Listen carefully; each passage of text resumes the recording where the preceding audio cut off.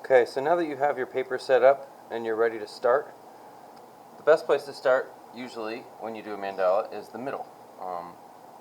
It always starts with what they call the seed, the thing that starts the design, and then it kind of takes its own path once you get started and kind of in the flow. So because we're using guidelines, this is really just to help us get radial symmetry so that we don't have a really big shape and then of course another shape that's supposed to be the same size but different. So starting in whatever wedge you want, create a shape. So I think what I'm going to do is starting halfway between the middle and this first ring here, I'm going to come to the middle of this section. Okay, so halfway between here and here, I'm starting and I'm going to the middle of this and then back down to the halfway point here. Okay, with just kind of a triangle shape. Now I'm going to turn my paper and I'm going to try and do the same thing using those two reference points, or three I should say, halfway, halfway, and halfway. And I'm going to go out like that. Now, do you have to do a triangle? No. Do I want everybody to do the same exact thing? No. Alright, so be creative, come up with different shapes. You can do more of a square, you can do a half circle, you could even do a loop or a curl. So that's what you're going to end up with in the middle. So now you can continue working in pie wedges, or you can add two together. So maybe I'll work in these two. Starting here, I'm going to come up to the halfway point with a curve. So over here I have to come down and do the same thing. Try and keep the same curve.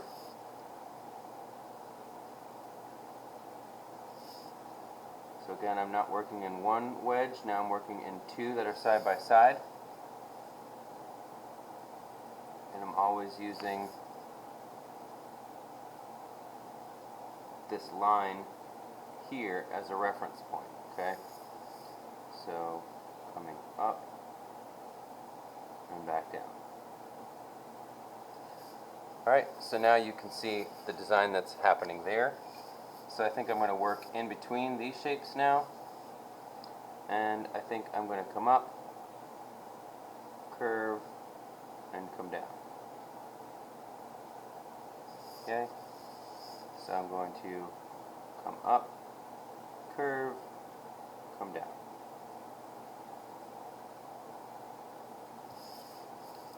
So, same thing. So it's a lot of repetition, so that means you really want to pay attention to what your hand is doing.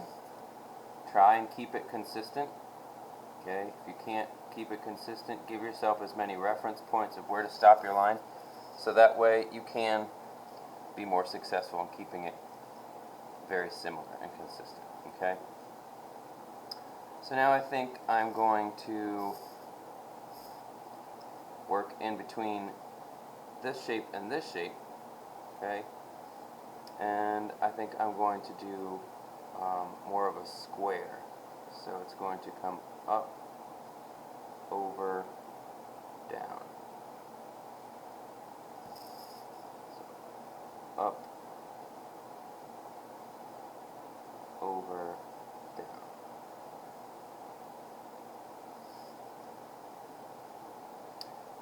And you know what? I'm going to change that. So you can always decide maybe that's not working. It's going to be a little bit harder to keep that consistent. So I think what I'm going to do is just simply go right to the line. So 1, 2, 1,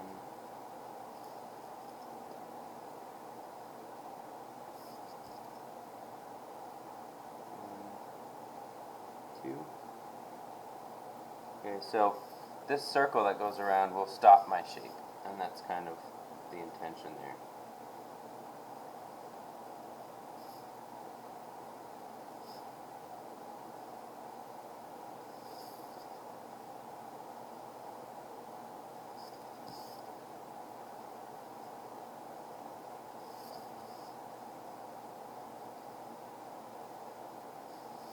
Okay, So once you have those where you want them, you can darken them in. So I like to always coach students to fill in with shapes, and then you can go back in and do designs with inside them. You can split them up into different sections so that when you go to color, it's there's a lot more spaces to color and variety in your design. Okay, so hopefully this was helpful. You would keep on going, so find spots in between things and put a shape. Okay, so I'm going to go out here and put this shape. So I'm using where it connects here as my reference point, and just a simple triangle shape is going to get you that. So then this one I'm going to switch up, and I think I'm just going to curve it.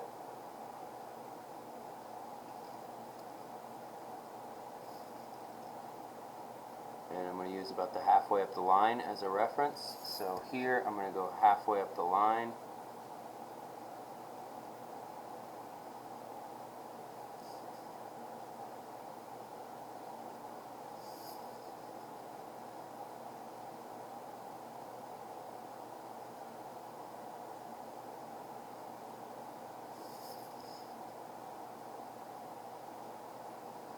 And sometimes when you make those shapes, you start to see, oh, my other shape was a little bit off, so you can fix it along the way.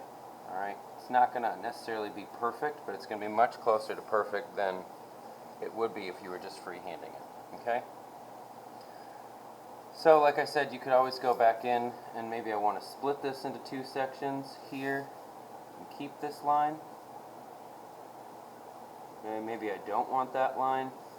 You don't have to go and try and erase it now. What you're going to do is once you're done, you'll go over your complete mandala design in Sharpie, keeping the things that you want, and then you can hit it with an eraser and all of these pencil lines will go away. Just a reminder that this line and all of the dissecting lines that you put in this are not meant to be part of your final design. They can be used to split up sections, but they shouldn't be seen at the end. So anything past the last ring that you work in, I would completely take this line away. Okay, and you can always transfer it to a new piece of paper if you've gone too dark on that. Okay, hopefully this was helpful, and I can't wait to see your designs.